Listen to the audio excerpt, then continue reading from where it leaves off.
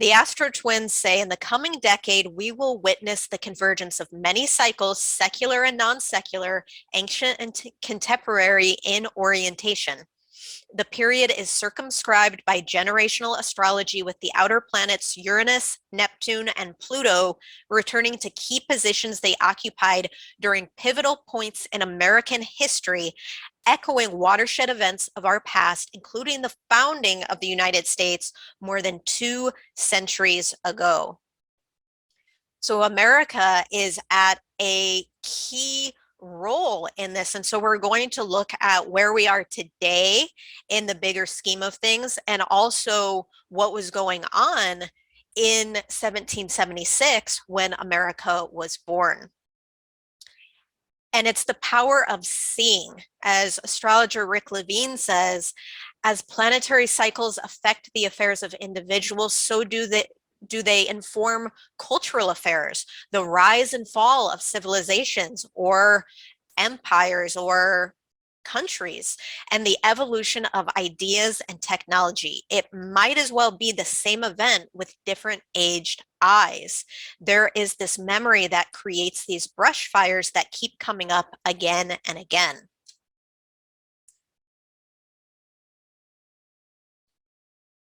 The years 2020 and 2021, said the Astro Twins, are a prelude to major transformations in our social, economic, and political ecologies, a runway preparing us for 2022 and the American Revolution 2.0. And if we want the present to be different, then we have to study the past, as Spinoza says. So I will be giving some, as I did in part 1 and 2, we're going to be looking into not only the astrology, but historical events that were taking place at that time, and maybe even looking at our way of seeing it differently this time around, which we can do. We can understand things in a different way, because structural flaws, as we're talking about Scorpio, demand transformation. So again, Pluto entered Capricorn in 2008, will be in that sign until 2024. And we've seen a lot of scandals, a lot of exposure of things that had once been a secret, because Pluto and Scorpio are talking about secrets, wealth, other people's money, and even the shadow side of human nature of greediness, being power hungry. And again, we're seeing that take place in the sign of Capricorn, ruled by the planet Saturn. And we're seeing this happen revolving around Capricornian structures like corporations, banks, academia, big pharma, churches, and just authority figures in general. And again, we just had another wave of resignation. So this clip here was all of the resignations that were popping up in 2020, in the beginning of 2020. And again, recently we had another pretty big names, including Jack Dorsey of Twitter, resigning from his position. The Astro Twins remind us that these Saturnian and Plutonic realms contain vast wealth, found both in external resources, but also within the deeper collective archetypes that we have in our psyche. And it's a question of being able to endure this challenge and not fall victim to fake news and groupthink. And again, we see these patterns, this cartoon again of how come we can't get ahead. How many times have you said this, or have you heard these words spoken amongst your family or friends of, it just seems that I can't quite get ahead? And what is the reason behind that? It seems like Is it some sort of curse? Well, G. Edward Griffin said, almost all of history is an unbroken trail of one conspiracy after another. Conspiracies are the norm, not the exception. And of course, in the Gemini cycle of eclipses, there have been a lot of conspiracies. And I'll be the first one to admit that I've been diving into each and every one of them. And I think the reason behind that, which is quite rational, is people understand they haven't been given the full truth and they simply want to find out what's really going on. Because as Fritz Springmeier wrote, the very life and liberty of humanity requires the unmasking of deceptions.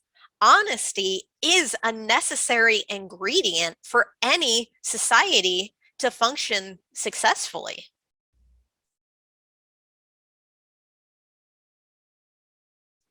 Because remember when I talked about this idea of silent weapons for quiet wars, if a person or a group of persons in a position of power goes and does stuff without full knowledge and consent of the public and uses that knowledge for economic benefit or conquest, it must be understood there is a state of warfare that is going on between that group or persons and the public.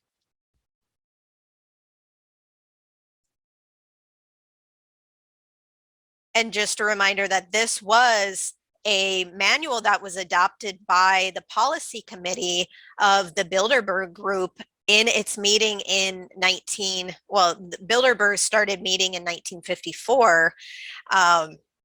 So this was right after World War II, at the start of the Cold War, and this manual really was calling for the manipulation of the masses through control, especially of the controlling of their thinking and diverting their attention away from what was really going on behind the scenes. And Stalin said, America is like a healthy body, and its resistance is threefold: its patriotism, its morality, and its spiritual life. If we can undermine these three areas within, America will collapse. And again, I'm bringing this up, and it sounds maybe a little bit conspiratorial and dark, but we're moving into this revolutionary period. So I just want to give you a little bit of context from the way that I've been looking at it. And I talked in part 2 about this idea of really after the war ended, over the years, things seem to be getting worse and worse for us, not only financially, but health-wise. We're getting sicker and sicker. There's more and more diseases, and mentally we're not doing that well either. And I talked about this idea of a psychic epidemic where mental illness becomes the norm, not the exception. And some of the ways that these tactics, again, secretive tactics, are being used to create that state of psychosis. So again, we're seeing the issues with drugs and alcohol, and especially in America with the opioid epidemic that has really been a problem for a long time. Alcohol issues, brain issues, triggers from different poisons and heavy metals in our bodies and the air that we breathe, and also being exposed to a constant cycle of fear nearly 24/7. And again, and to be clear, I'm not saying that it was Stalin who did all of this, but I'm just saying that this sort of communistic thread was a way that they started to weave into our society, really shifting a lot of things about the way that we live. And as the Astro Twins said, there is no denying it. We are in the middle of a great historical change that we believe will truly start taking shape in 2022. In many ways, the cosmic lineup of 2020 and 2021 are a prelude, a Star Wars sequel for some, a Hunger Games for others, designed to prepare us for shifts in world power, economic systems, weather patterns, and the way we live. And that's why I really did want to set up what was going on in 2020 and 2021 so that you really have a solid foundation for what we're going to be seeing in 2022. And again, I am optimistic. I just want to say that before I start getting into this. I am very optimistic for what is to come, but I just want the way that I've been thinking about it really is being present in each moment and knowing that change doesn't happen quickly all the time. So really being able to be present with what's going on, with that bigger perspective of we are moving through this rebirth process, and it can't be without the challenges to get to that other side. America's first Pluto return. So this was what I have been waiting to talk about since part one. American Revolution 2.0, United We Stand. And that's the question. And I just, if you're watching the video, I have these two pictures side by side, and it's the Patriots from 1776 with, Washington at the helm. And here you can't deny the synchronicity of the fact that we have patriots once again. And that term has been one that has been used constantly even in the past 4 or 5 years. And interestingly enough, in this woman is holding a sign that says exactly kind of what I have been talking about from an astrological perspective. Her sign says the same industry that has half the nation addicted to opioids wants these mandates. And another sign there in the back that says we are not divided. Nothing can stop what's coming. So this is Pluto. This is a Pluto return, which means that this is something that happens once every 250 years. So this is a big time for America to show its maturity, to show what it has learned, or for America to fall apart. And that's the question. So this is America's first Pluto return. Other countries have withgone several Pluto returns. America's birth date is considered July 4th, 1776. So the signing of the Declaration of Independence was what marked the birth of America for that particular chart. And again, looking back at that time, 1776, and the preceding years when the Constitution was created, but the war really was about no taxation without representation, this element of freedom and of sovereignty.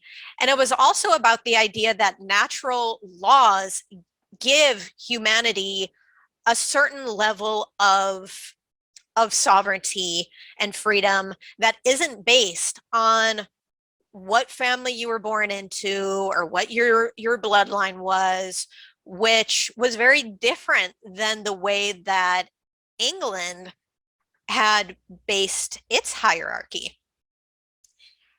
And I liked this line from Dr. John Coleman in Conspirators' Hierarchy.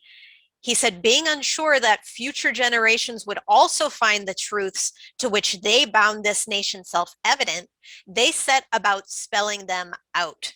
And he's talking about the Constitution here, not the Declaration of Independence. But he said, it seems that they were afraid of a time that might come when the truths they espoused would no longer be self-evident. And I think everyone can see that the Constitution is being tested and challenged during this time. And we're all of a sudden seeing how grateful we should be as a country to even have a constitution and a Bill of Rights, because not all countries have such a thing. And this time period, again, mixing in those Saturn-Uranus squares, which will also still be going on at the time of this Pluto return. This is a social revolution, and it's about patriots against tyranny coming together. And I have on this slide here, the most powerful weapon on earth is the human soul on fire. So you are crossing paths with a momentous occasion. This is from astrologer Michael Luton. And you are here to participate in this revolution, which is a galactic one. Now you are going to have to participate in the momentous change of society. You will have to face certain questions. Does an empire last only as long as one Pluto return transit, roughly 250 years? This is an opportunity where each and every one of us is making a difference through our choices, through what we're doing or not doing, through what we're understanding and not understanding. And these are long-lasting historical changes. 1776 marked sovereignty against British rule. It helped establish the world's first constitutional republic of we the people. And it represented a model of the first permanent overthrow of the monarchy. And again, as we've sort of been talking about, and I'll continue a little bit more with this, there has always been this shadow in the background trying to test if that's really possible. Now, I want to talk a little bit here about, I'm going to make a separate video doing a reading for America and America's birth chart. I want to do that before February. So if you're interested in this section, know I'm going to have another video soon about that. But based on America's birth time with that Sibley chart of July 4th, 1776 in Philadelphia, America is a Libra. It has a seventh house, or it's not a Libra, it's a Cancer, but it has a seventh house, which is ruled by, the Libran house. It has a stellium there, which gives it those qualities. It has the Sun, Jupiter, and Venus all in that seventh house. So the seventh house, again, is about harmony. It's about balance. It's about fairness. And it really is bringing in the Enlightenment ideals of reason and refinement and social order, guided by benevolent rationalism. I believe it was Jefferson that said that. And we're talking about justice all the time, whether it's slavery or,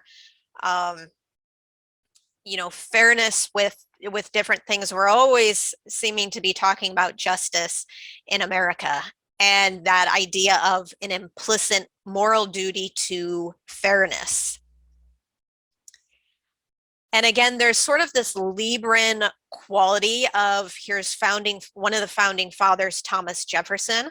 Again, he is not a Libra, he is an Aries, but given his life as being a diplomat, a statesman, a lawyer, an architect, a philosopher, and then also the third US president, he really embodies this Libran influence into that fabric of what the Declaration of Independence was really about.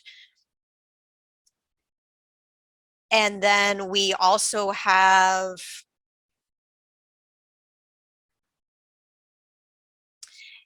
another founding father, Benjamin Franklin, who was actually a Capricorn, but I think he embodies the US's Aquarius moon.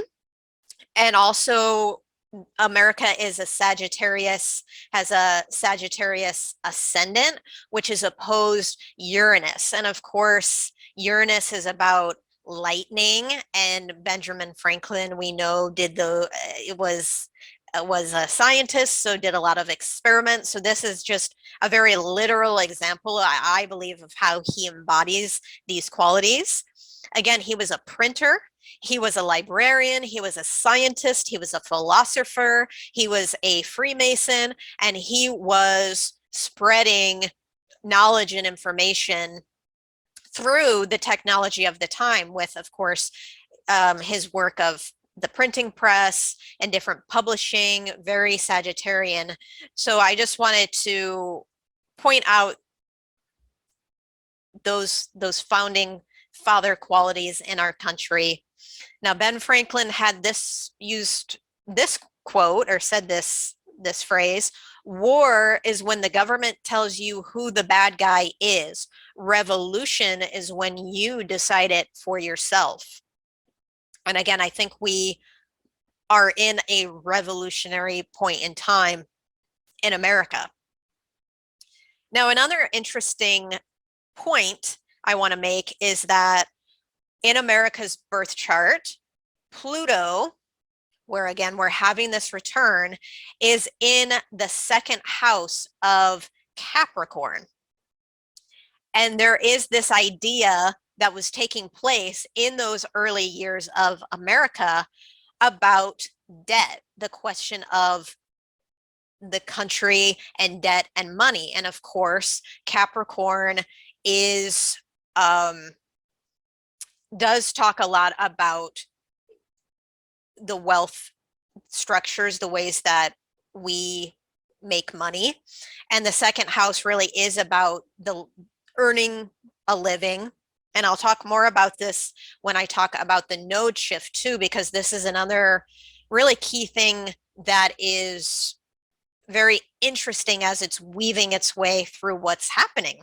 Now, Jefferson was of the mind that debt was not a good thing for a country to have, whereas Alexander Hamilton felt that debt was something that was necessary and could be beneficial to have. Now, from Thomas Jefferson's perspective, he said, the earth belongs to the living, not the dead. The modern theory of the perpetuation of debt has drenched the earth with blood and crushed its inhabitants under burdens ever accumulating. So that's a pretty bold statement from Jefferson that talks about his side of the story. Now, again, G. Edward Griffin, as he was writing about the Federal Reserve System and the entire history of the money system in America, talks, it pretty much is on Jefferson's side with this one. He says, fiat money is the means by which governments obtain instant purchasing power without taxation. But where does that purchasing power come from? Government's fiat purchasing power can be obtained only by subtracting it from somewhere else. It is, in fact, collected from us all through a decline in our purchasing power. Now, again, Fiat money is money that has no connection to gold or anything of value. It's when money can be printed without having any connection to something with value. So that's one thing to keep in mind. The other thing to keep in mind here is, well, the decline in purchasing power, which I'm going to talk about in just a minute. And the idea too that the big issue that the colonists had was this idea of no taxation without representation. Yet this idea of fiat money really did become a way that there could be some sort of grip on the people without outright taxing them, if that makes sense. So again, this idea of inflation being a repressive tax. And G. Edward Griffin says, when speaking of deficit spending, it's common to hear the complaint that we are saddling future generations with the bill for what we enjoy today. Why not let those in the future help pay for what will benefit them also? G. Edward Griffin says, don't be deceived. That is a misconception. When money is fiat, as the colonists discovered, every government building, public work, and cannon of war is paid out of current labor and current wealth. These things must be built today with today's labor, and the man who performs that labor must also be paid today. And again, I'm focusing on money here a lot because, of course, Capricorn is very much connected to money. Scorpio is very much connected to, wealth and other people's money. And then, of course, as I talk about the nodes, we're talking about money. So this is just what it's about. So again, let's go back to Pluto entering Capricorn back in 2008. So on November 27th, 2008, here's the news story: day of reckoning on Wall Street. We had the crash of Wall Street. I think it was one of the worst days. They compared it to the Great Depression era of Black Monday.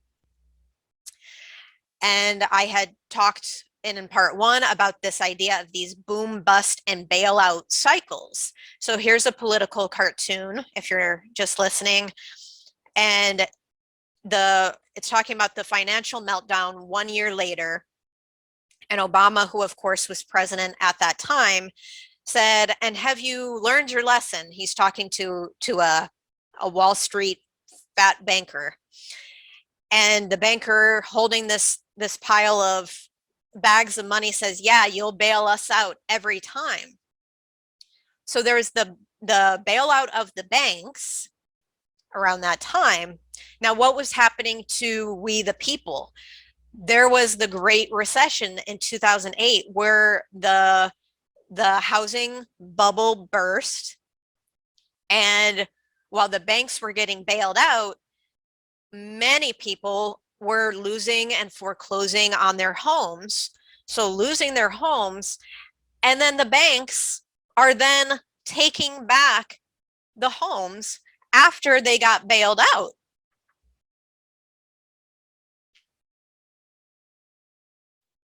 Now, Pluto in America's second house of Capricorn, we're facing that shadow around money and possessions, greed and power, secrets and manipulation. And of course, around 2008, when this was happening, Occupy Wall Street became a thing. And this protester here has the sign, Dear 1%. We fell asleep for a while, just woke up. Sincerely, the 99%. And G. Edward Griffin says, and this was written obviously before 2008, but again, because it's a cycle that keeps happening again, we know the pattern. He said the bank had done precisely what Hamilton had advocated: unite the interest and the credit of rich individuals with those of the state.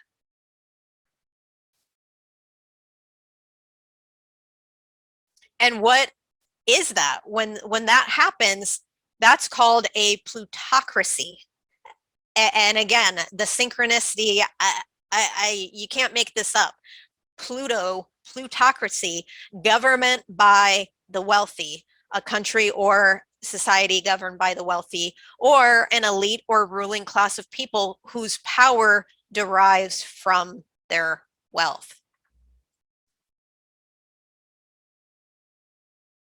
Now, the Astro Twins say, in this cosmic unfolding, which will extend through 2022 and accelerate into 2024, dynamical and mathematical forces will likely compound overlooked stress points in the economy. These could include municipal bond downturns, unavailable shipping containers, declining real estate values, and eventually unfunded government liabilities, plus a wave of sovereign, quote unquote, bad actors taking full advantage of the dystopic atmosphere. Again, not to scare you, but just to understand, we're going through a necessary time period, and take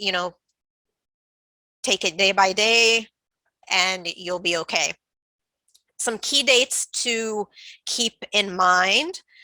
So Pluto went direct on October 6th of 2021 at 24 degrees Capricorn. It will reach an exact return point at 27 degrees on February 20th of 2022. It's going to happen again because of retrogrades on July 11th. And again on December 28th. So just reminding you that this isn't going to happen in February, be over and be done with. It's going to happen. We've seen it building up to this point, and we're going to see it continue for the rest of the year and into next year even. On top of that, Saturn and Uranus are going to be square on the first Pluto return in February. So expect things to be pretty hairy at this time. Power being unlocked, abused, taken, and ultimately relinquished, as astrologer David Odyssey says. And I agree with that. So just getting started, here are some of the things. We have the Pandora papers. So again, I'm looking at the time when Pluto went direct in October, and at the time of recording on, it's December 9th, 2021, we have a lot still going on with mandates. We have the leak of the Pandora papers, which again ties to the sort of 1% elite individuals, of how they were using different tax havens and really hiding their wealth so that it wouldn't have to be taxed. So that story came out on October 8th. And then we have the Maxwell trial and with Epstein, and what are we finding about how this trial relates to wealth, money, and power. So we're going to be seeing more of those types of stories unfolding in the year ahead. I think it will get worse before it gets better. Dr. John Coleman says, we have been brainwashed into believing that communism is the greatest danger we Americans are facing. This is simply not so. The greatest danger arises from the mass of traitors in our midst. Our Constitution warns us to be watchful of the enemy within our gates. These enemies are the servants of the Committee of 300 who occupy high positions within our governmental structure. Again, Capricorn, Pluto in Capricorn. The United States is where we must begin our fight to turn back the tide threatening to engulf us, and where we must meet and defeat these internal conspirators. So mind you, Dr. John Coleman is actually, he was part of British intelligence. He's not even America.